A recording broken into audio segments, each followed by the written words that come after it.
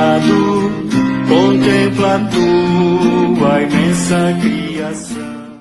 Querida comunidade, nos últimos dias nós temos focado bastante no nosso sofrimento. De um modo geral, temos sido conclamados a pensar no sofrimento da sociedade ao nosso redor. Vamos continuar fazendo isso.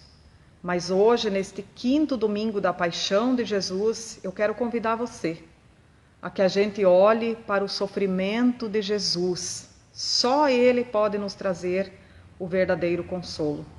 Certa vez, Martim Lutero disse: o sofrimento de Cristo é um sofrimento de Senhor. O nosso sofrimento é um sofrimento de servo. Quero convidar você a pegar a sua Bíblia e abrir no Evangelho de Mateus, o capítulo 26. Em cima desse capítulo 26, nós vamos aqui então meditar e refletir para esta manhã, 5º domingo da Paixão do Senhor.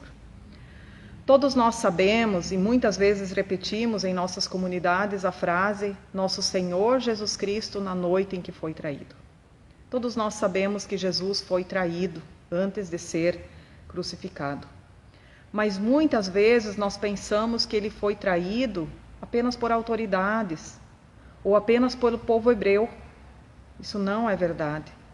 O capítulo 26 aqui do Evangelho de Mateus vai dizer que ele foi traído por todas as pessoas ao seu redor, inclusive pela sua comunidade, pelos seus seguidores mais íntimos, aqueles que estavam mais perto do Senhor. O capítulo 26 aqui ele começa mostrando, versículo 4 e 5, o plano que as autoridades da igreja, que tinham muito poder, fizeram para então prender Jesus. Eles fizeram esse plano na surdina, para que ninguém percebesse e que não houvesse ninguém que pudesse defendê-lo. E aí Judas, um dos discípulos de Jesus, que conhecia ele, que andava com ele, entrou junto nesse plano e disse: se vocês me pagarem, eu vou entregar Jesus. E aí então eles pagaram a Judas 30 moedas de prata, e com isso então ele promete entregar Jesus. Após isso ainda, o capítulo 26, é importante a gente dizer que Jesus vai no jardim do Getsêmani, antes dele ser entregue, então ele vai no jardim do Getsêmani, ali ele está profundamente triste. Ele leva 3 dos seus discípulos, Pedro, Tiago e João, e ali então ele pede que eles apenas fiquem com ele, acordados, vigiando, que eles lhe façam companhia. E enquanto ele vai orar, conversar com Deus, quando ele volta, mais de uma vez os discípulos estão dormindo. Então isso mostra que na sua fraqueza, na sua pequenez, os discípulos, mesmo aqueles que mais andavam com Jesus, também o traem. Porque eles não lhe fazem companhia, eles não vigiam junto com Jesus no seu sofrimento. E depois o capítulo todo vai mostrar a traição se concretizando. Jesus é entregue por Judas, depois as autoridades eclesiásticas, elas o condenam à morte e o começam a torturar, e depois então Pedro, ele nega Jesus quando ele poderia ter testemunhado. Ele diz: não, eu não conheço, eu nunca vi. Eu não sei nem de quem vocês estão falando. E com isso, então, acontece o episódio que todos nós conhecemos, que o galo canta depois que Pedro nega Jesus. E aí vem o que eu realmente quero dizer nesta manhã para nós, desse capítulo 26. Quero que vocês olhem lá do versículo 26 até o versículo 30. Aqui está um trecho que é o coração do Novo Testamento. O resumo do Evangelho. Quando Jesus, no meio de toda essa traição, no meio de toda essa tramóia, em que fazem para lhe tirar a vida e a sua comunidade não consegue ficar firme junto com ele por medo, por falta de coragem, por sono, por comodismo, a comunidade também se acovarda e foge. Nesse momento, Jesus dá o seu perdão. Notem que no versículo 28 ele diz: porque isto é o meu sangue, o sangue da nova aliança, derramado em favor de muitos para a remissão dos pecados. No meio da traição, de tudo que as pessoas fazem a Jesus, ele dá o cálice da nova aliança, o seu perdão.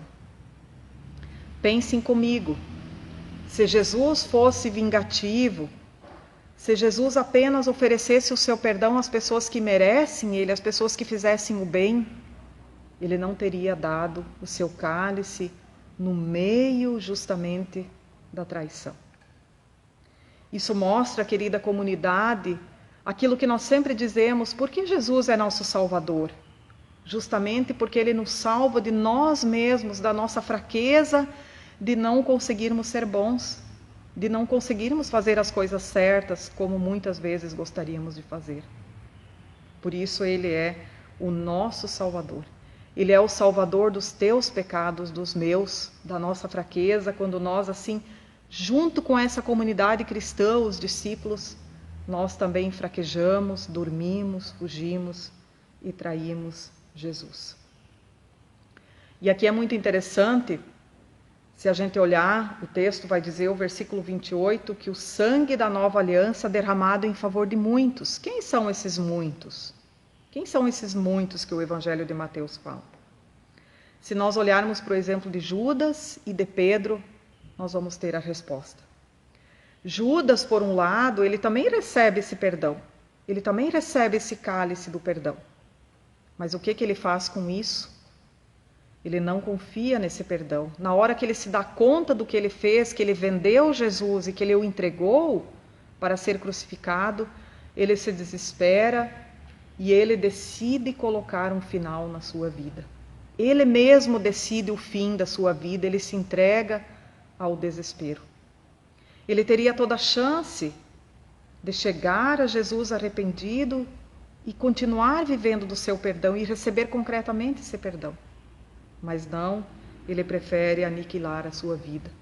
Pedro, por outro lado, versículo 75 nos mostra que Pedro, quando ele se deu conta do que ele fez, que ele negou a Jesus, sob o olhar de Jesus, ele se lembra da palavra de Jesus e ele então cai em profundo choro e arrependimento. E Pedro, o testemunho adiante vai mostrar que ele se volta para Jesus, que ele se refugia no perdão de Jesus e ele passa então, mesmo na sua fraqueza e na sua pequenez, se torna um testemunho e passa a seguir e pregar o Evangelho de Jesus após a ressurreição. Querida comunidade, também para a nossa fraqueza, para o nosso sofrimento, para os nossos pecados, Jesus nos oferece o seu perdão. Que nós possamos, assim como Pedro, reconhecer a nossa culpa mediante a palavra de Deus, quando ela nos aponta, mas que a gente possa se refugiar nesse perdão e ter a certeza que foi também por ti e por mim que ele morreu. E a cada dia ele quer nos renovar esse perdão. Aproveitem esse tempo da paixão de Jesus para não só focar no sofrimento, para não nos tornarmos vítimas de todo esse sofrimento, mas que a gente possa olhar para Jesus e ali receber toda a confiança e consolo e continuar crendo que Ele tem todas as respostas, que Ele nos auxilia no tempo certo e que Ele nos dá força também para consolar outras pessoas que sofrem mais do que nós. Que você possa ter um abençoado domingo. Amém.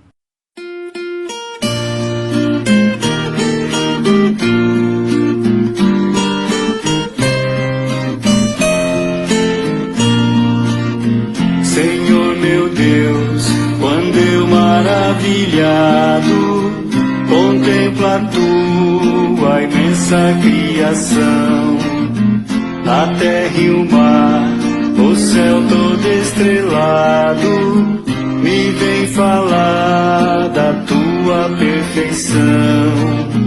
Então minha alma canta a ti, Senhor, grandioso és tu, grandioso és tu.